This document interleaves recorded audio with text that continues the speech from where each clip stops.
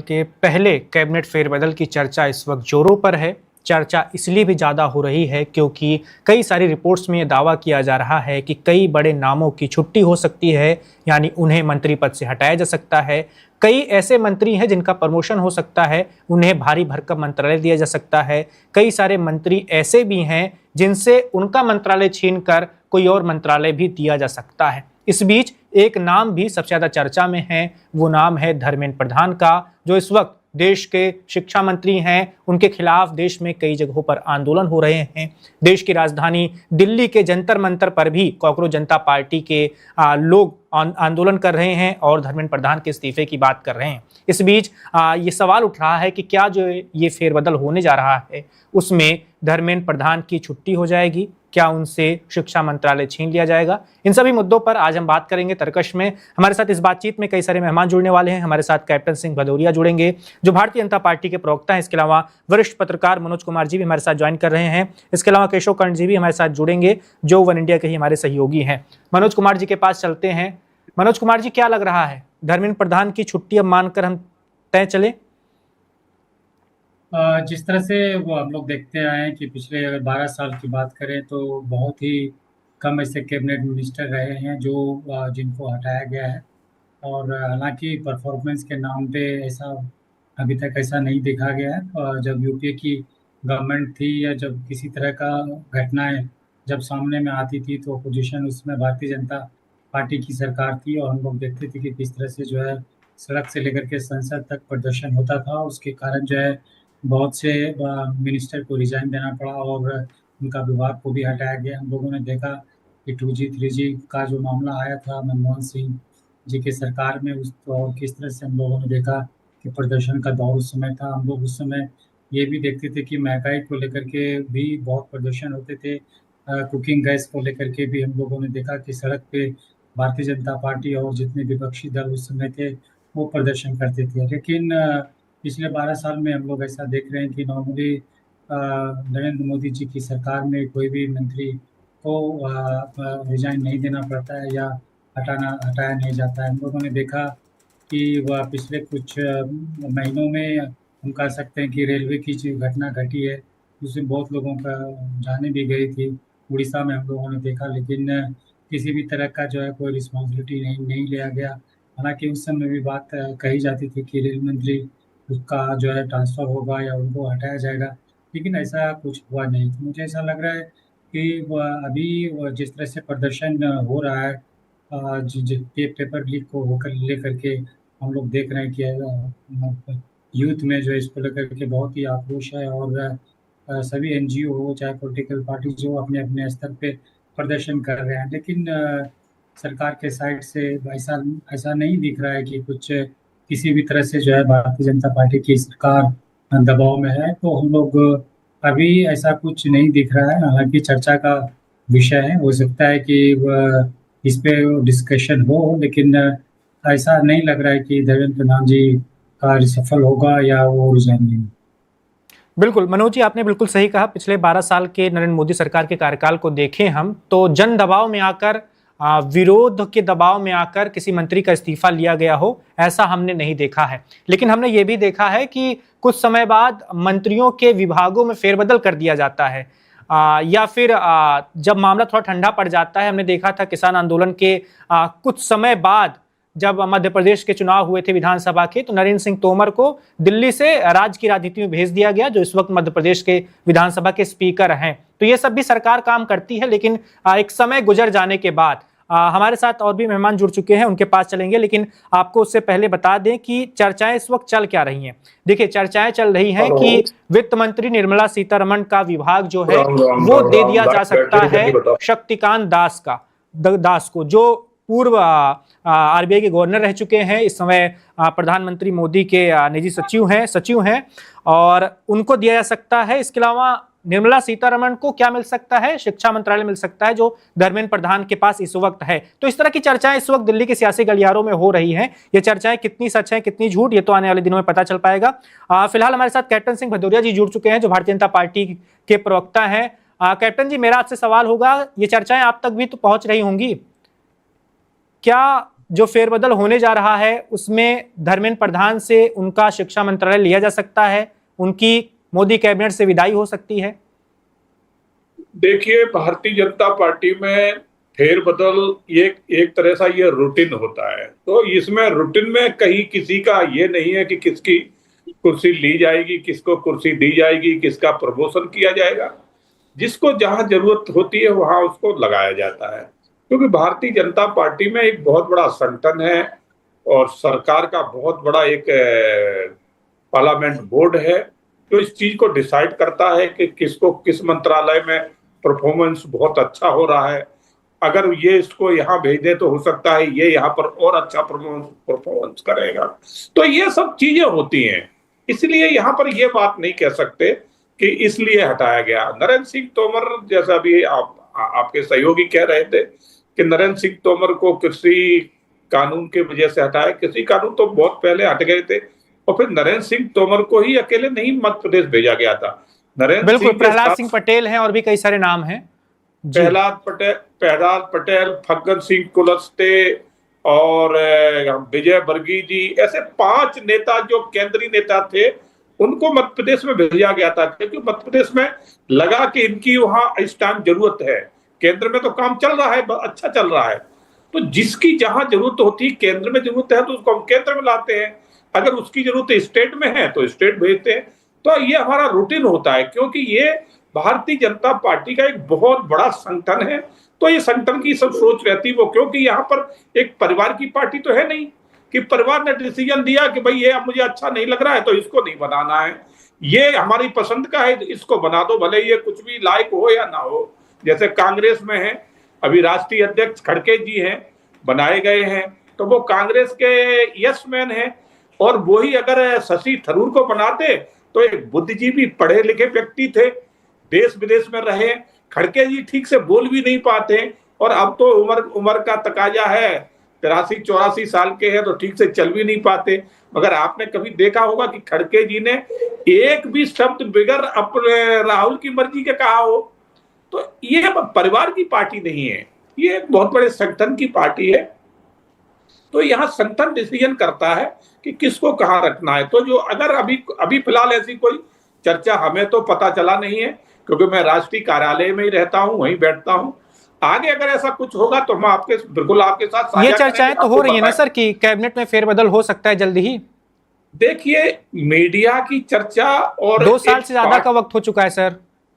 मैं आपको वही कह रहा हूं कि मीडिया में चर्चा और पार्टी के जो अपने फाउंडर पे चर्चा करना, ये दोनों में अंतर होता है। मीडिया तो आपने देखा होगा चुनाव के टाइम कितने लोगों को कह देती कि उनका नाम टॉप में चल रहा है और पता चलता है कि उस आदमी को टिकट भी नहीं मिली। तो मीडिया अपनी खबरें अपने हिसाब से चलाती है, उसको चलाना भी चाहिए, हमें उसमें कोई गुरेज नहीं है। मीडिया है, चौथा स्तंभ है, उसका कर्तव्य है अपने हिसाब से, उसे अगर लगता है कि ये खबर है चलाने योग्य है तो वो चलाता है। बाकी पार्टी संगठन अपने हिसाब से डिसीजन लेता है, मीडिया ने जो चलाया है वो जरूरी नहीं कि वो सत्य है। जी चलिए मनोज कुमार जी के पास चलते हैं। मनोज जी, 12 सालों के कार्यकाल की हम बात कर रहे हैं। 2014 में प्रधानमंत्री बनते हैं नरेंद्र मोदी जी। कई सारे आंदोलन हुए सरकार के खिलाफ, कई सारे विरोध प्रदर्शन हुए बड़े स्तर पर। जैसे हमने शाहीन बाग में सीए एनआरसी के खिलाफ जो देखा था, मुस्लिम समुदाय के बड़ी संख्या में लोग, महिलाएं सड़कों पर उतरकर उन्होंने विरोध प्रदर्शन किया। किसान आंदोलन भी देश ने देखा है सरकार के खिलाफ। लेकिन उन आंदोलनों से सरकार बहुत ज्यादा असहज हुई हो या सरकार की बहुत ज्यादा किरकिरी हुई हो, सरकार के खिलाफ युवाओं का बहुत ज्यादा गुस्सा भड़का हो, ऐसा नहीं देखा गया था। लेकिन अभी जब तीसरा कार्यकाल शुरू हुआ है, जब बीजेपी के पास खुद का बहुमत नहीं है, 240 लोकसभा सांसद है बीजेपी के पास, उस कार्यकाल में एक के बाद एक ऐसी घटनाएं हो रही हैं जिससे थोड़ी बहुत असहजता महसूस की जा रही है। जैसे अभी इस वक्त की बात करूं मैं तो इस वक्त नीट पेपर लीक को लेकर शिक्षा मंत्रालय, शिक्षा मंत्री घिरे हुए हैं, सरकार घिरी हुई है। सीबीएसई वाला मामला भी तुरंत आ गया था। राम मंदिर चंदा चोरी का मामला भी विवादों में है। मध्य प्रदेश के जो मुख्यमंत्री हैं उनके खिलाफ एक चर्चित समाचार पत्र ने बड़ी रिपोर्ट जो जारी की है, वो भी आपने पढ़ी होगी। तो कई सारे मामले एक साथ आए हुए हैं। क्या लगता है इस वक्त 12 सालों में पहली बार सरकार दबाव में महसूस कर रही होगी? सही बात बता रहे हैं। जो इश्यूज हम लोगों ने डिस्कशन किया। स्वाभाविक है कि ये बहुत बड़े मुद्दे थे और अभी भी है, ये इशू जो है अभी उठाया जा रहा है, अभी ज़्यादा समय हुआ भी नहीं है। लेकिन जिस तरह से हम लोग देख रहे हैं कि स्टेट बाय स्टेट जो है भारतीय जनता पार्टी की सरकार बन रही है, जिसे हम लोगों ने बिहार में देखा, पश्चिम बंगाल में देखा, तो इससे जो है वो स्वाभाविक है कि भारतीय जनता पार्टी के लीडरशिप में एक साइकोलॉजिकल बूस्ट हुआ है कि जो भी वो कर रहे हैं उसको लेकर के जनता उनके साथ है। तो स्वाभाविक है कि अब सरकार को इससे कोई डरने की बात नहीं है। और जहाँ तक अगर बहुमत की अगर बात करें तो अच्छा खासा सरकार के पास बहुमत है, इसलिए कोई डरने की बात नहीं है। जो भी सरकार द्वारा डिसीजन लिया जा रहा है वो सोच समझ के लिया जा रहा है और मुझे ऐसा नहीं लग रहा है कि सरकार किसी भी तौर पे दबाव में है। जिस तरह से एक के बाद एक इश्यूज आ रहे हैं, लेकिन सरकार की साइड से कुछ ऐसा स्टेटमेंट नहीं आ रहा है। कुछ ऐसा स्टेटमेंट देखिए, पार्टी लीडर की साइड से भी कुछ ऐसे स्टेटमेंट नहीं आते हैं। नॉर्मली हम लोग देखते हैं कि 1990 के बाद की अगर 1990 की अगर बात करें तो जो रूलिंग गवर्नमेंट में लीडर भी थे, पार्टी भी थे, चाहे मिनिस्टर भी थे, तो वो भी अपना एक डिसएग्रीमेंट जो है पब्लिक मीडिया में आकर के वो करते थे। लेकिन पिछले 12 साल में हम लोगों ने देखा कि कोई भी भारतीय जनता पार्टी के लीडरशिप में या कोई लीडर में किसी में डिसअपॉइंटमेंट नहीं है। जो भी सेंट्रल लीडरशिप ने डिसीजन ले लिया उसी को लेकर के आगे बढ़ते हैं। जहाँ तक फार्म एजिटेशन की लेकिन अगर लेकिन मनोज जी बहुत सारे लोग ऐसा कहते हैं कि ये एकजुटता एक डर की वजह से है, क्योंकि नरेंद्र मोदी और अमित शाह की जोड़ी ऐसी है कि वो भी बख्शती नहीं है किसी भी विरोध वाली आवाज को, जो खुद की पार्टी के अंदर हो या सरकार के अंदर हो। उनका कहना होता है कई सारे लोगों का कि विरोध है लेकिन अभी लोग चुप हैं, सही मौके का इंतजार कर रहे हैं। ऐसा बात नहीं है। जब सेंटर में कोई भी पार्टी जो है बहुमत में होती है, पूर्ण बहुमत की होती है, और जितना स्ट्रॉन्ग सेंटर होगा लीडरशिप उतना ही स्ट्रॉन्ग होगा। तो स्वाभाविक है कि जो भी लीडर्स हैं वो अपने आप को संभल के और अपॉर्चुनिटी या अपना सब चांस देख करके भी नॉर्मली हम लोग देखते हैं कि वो स्टेटमेंट देते हैं। लेकिन सिचुएशन जो है अभी डिफरेंट है। 12 के बाद 14 के बाद जो है सिचुएशन डिफरेंट है। पहले एक विद इन पार्टी में भी जो है डिफरेंसेस स्टेटमेंट आते थे, और लेकिन अब वो ऐसा नहीं देखा जा सकता। इसको एक शिष्टाचार कर सकते हैं, डिसिप्लिन कर सकते हैं, जो कि अमूमन जो है दूसरे पॉलिटिकल पार्टीज में एक डेमोक्रेसी के नाम को लेकर के या इंडिपेंडेंट थॉट के नाम को लेकर के जो है आपस में अपना अपना वर्जन देते थे, या उसके कारण जो है सरकार की किरकिरी भी होती थी। लेकिन जब से नरेंद्र मोदी जी की सरकार बनी है तब से हम इस तरह का स्टेटमेंट जो है कोई भी लीडरशिप में नहीं देखते हैं। और जिस तरह से हम लोगों ने देखा कि फार्मर एजिटेशन जब हुआ था तो उसमें शुरू में तो स्ट्रांगली जो है इसको लागू करने की कोशिश किया गया था, लेकिन जिस तरह से हरियाणा और पंजाब में जो प्रदर्शन हुआ उसको लेकर के सरकार को झुकना भी पड़ा और कानून को वापस भी लेना पड़ा। तो ऐसी बात नहीं है कि सरकार ने विड्रॉ डिसीजन नहीं किया है, और सिचुएशन को देखते हुए और समय और परिस्थिति को देखते हुए जो है भारतीय जनता पार्टी की सरकार ने भी अपने डिसीजन को विड्रॉ किया है। और चूँकि सेंटर कुछ ऐसे इश्यूज हैं जैसे पेपर लीक हो या जैसे राम टेम्पल वाला मामला, ऑलरेडी वहाँ SIT बना हुआ है, वहाँ पे जांच भी चल रहा है। चाहे मध्य प्रदेश के चीफ मिनिस्टर की बात करें, वहाँ भी ये स्कैम की बात आ रही है। तो ऐसा लग रहा है कि भारतीय जनता पार्टी के लीडरशिप जो है इंटरनल जांच जरूर कर रहे होंगे। अगर कुछ उनको ऐसा लगेगा कि कुछ इसमें स्कैम हुआ है या कुछ ऐसे पहलू सामने आया है जिससे भारतीय जनता पार्टी की किरकिरी हो सकती है आने वाले समय में, तो जरूर जो है। बिल्कुल मनोज जी, इस बात की तारीफ तो सब लोग करते हैं भारतीय जनता पार्टी की, नरेंद्र मोदी और अमित शाह जी की, कि सत्ता विरोधी लहर को कैसे खत्म करना है या कम करना है। ये बात आज वाली बीजेपी बहुत अच्छे से जानती है। इसीलिए गुजरात में आप देख रहे हैं, एक लंबा अरसा हो गया, 30-32 साल होने को हैं, बीजेपी ही शासन करती आ रही है। यूपी में 2 बार हो चुके हैं, तीसरी बार की संभावना जताई जा रही है, और भी कई राज्यों में लगातार जीतते ही जा रहे हैं। तो इससे ये तो पता चलता है कि सत्ता विरोधी लहर ये लोग कम कर लेते हैं। जैसे गुजरात का ही उदाहरण हम दे रहे थे, तो वहां पर एक समय के बाद मुख्यमंत्री समेत पूरी कैबिनेट बदल दी जाती है। तो इससे क्या होता है कि नया चेहरा आता है और लोगों की जो नाराजगी पुराने चेहरों से होती है वो कम हो जाती है। लेकिन सर एक सच ये भी है कि आज देश का जो युवा है, जिनकी उम्र 18 साल है, 19 साल है, 20 साल है, उन्होंने अपनी आधी से ज्यादा जिंदगी में मोदी जी को ही पीएम रहते हुए देखा है और इसी सरकार को देखा है। उनके अंदर थोड़ा बहुत रोष आप नहीं देख रहे हैं? ये जो सीजेपी नई नई पार्टी सोशल मीडिया वाली, 22 मिलियन इंस्टाग्राम पर फॉलोअर्स हैं इनके, सारे युवा हैं। आपको नहीं लगता कि थोड़ा बहुत युवाओं का मोह भंग हो रहा है? मान लिया अगर इस तरह की अगर घटना है और युवाओं में आक्रोश है तो हम लोग इलेक्शन में भी इसका रिफ्लेक्शन देखना चाहिए, लेकिन हम लोगों ने नहीं देखा। जिस तरह से अगर बेरोजगारी की भी अगर हम बात करें, चाहे चाहे इन्वेस्टमेंट में बिहार की अगर हम बात करें, तो नॉर्मली हम लोग वहाँ पे देखते हैं कि आक्रोश तो दिखता है रोड पे, लेकिन जब वोट देने की बात आती है तो सभी लोग जो है भारतीय जनता पार्टी को ही वोट करते हैं। तो ऐसी बात जब जब तक जो है इलेक्शन जीतते रहेंगे कोई भी पॉलिटिकल पार्टीज के लिए, वो एक बहुत स्ट्रेंथ की बात होती है। तो स्वाभाविक है उसको लेकर के जो रूलिंग पार्टी जो है चिंता नहीं होगा जब तक वो इलेक्शन जीतते रहेंगे। लेकिन जब इलेक्शन में अब उनको परेशानी होगी, जितने में कम सीट जीतेंगे, तो स्वाभाविक है कि तरह तरह के डिसीजन लिए जाते हैं। जिस तरह से हम लोगों ने देखा कि बिहार में जब इलेक्शन हो रहा था तो उस समय मोहन भागवत जी का एक स्टेटमेंट आया था कि आरक्षण पे 2015 की बात कर रहे हैं आप? की बात है। तो फिर जो है वो भारतीय जनता पार्टी और आरएसएस का भी जो है स्टेटमेंट इसको लेकर के चेंज हुआ और एक डिफरेंट तरीके से जो है स्टेटमेंट लाया गया है। तो स्वाभाविक है कि वो तरह तरह के हथकंडे जो है भारतीय जनता पार्टी अपनाते हैं ताकि वो किसी न किसी रूप से उनको जो है इलेक्शन में फायदा हो।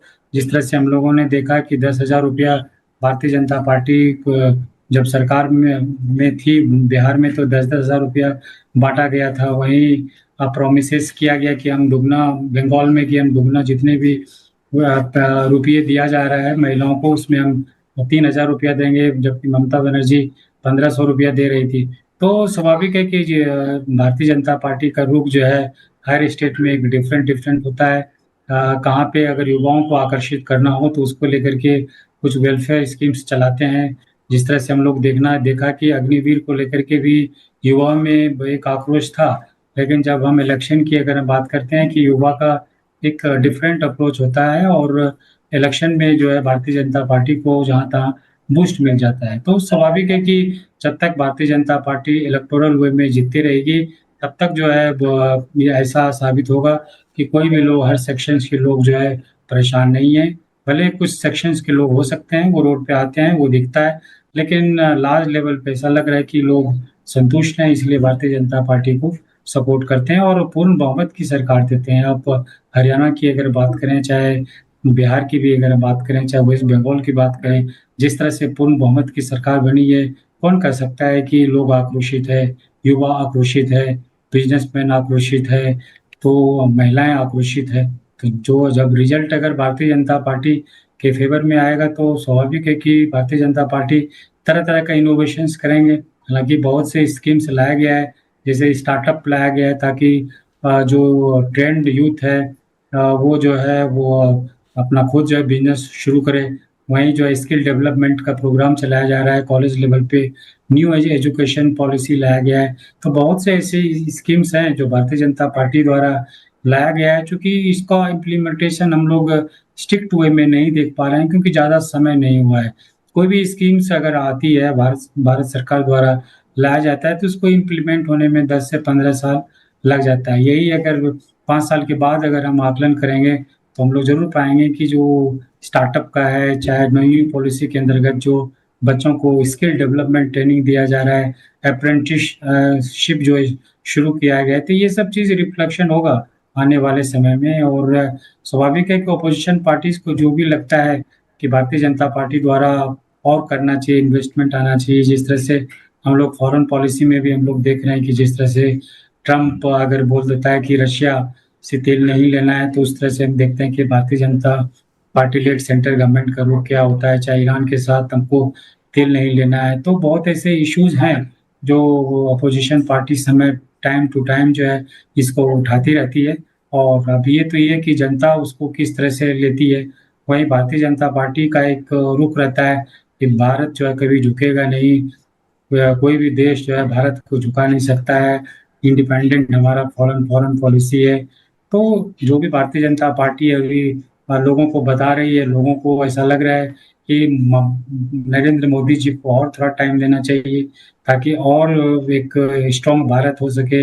भारत जो है अपने अनुसार जो है फॉरेन पॉलिसी और जो वर्ल्ड के कंट्रीज हैं वो भारत की ओर आकर्षित हो। तो इंटेंशन नरेंद्र मोदी जी में कोई नहीं कर सकता है कि रॉन्ग इंटेंशन है। पहले वर्ल्ड लेवल पे डिफरेंट तरीके चैलेंजेस आते हैं, जिस तरह से ईरान अमेरिका में जो युद्ध हुआ, इजराइल जो शामिल है, चाहे अब यूक्रेन रशिया की अगर हम बात करें, इधर पाकिस्तान और अफगानिस्तान में भी झगड़ा हो रहा है। तो बहुत से ऐसे चैलेंजेस आते हैं जिससे जो है इकोनॉमिक रिसेशन होता है, फॉरेन पॉलिसी पे डिफरेंट तरीके का अप्रोच लेना पड़ता है। तो बहुत ऐसे इश्यूज हैं, मुझे ऐसा लग रहा है कि लोगों को ऐसा लगता है कि अभी और टाइम देना चाहिए ताकि वो एक रिफ्लेक्शन हो। कोई भी गवर्नमेंट का 15 से 20 साल अगर शासन होता है तभी आप कंपैरिजन कर सकते हैं कि भारत का फॉरेन पॉलिसी का क्या स्टेटस रहा, इकोनॉमिक पॉलिसी का क्या स्टेटस रहा, जब वेलफेयर मेजर्स जो चलाया जा रहा है उसका इम्पैक्ट क्या रहा, इकोनॉमिक कंडीशन क्या है। तो मुझे ऐसा लग रहा है कि लोगों को मन में है कि और टाइम देना चाहिए ताकि जो है भारत एक सुदृढ़ भारत हो सके, स्ट्रॉन्ग भारत हो सके। Subscribe to One India and never miss an update. Download the One India app now.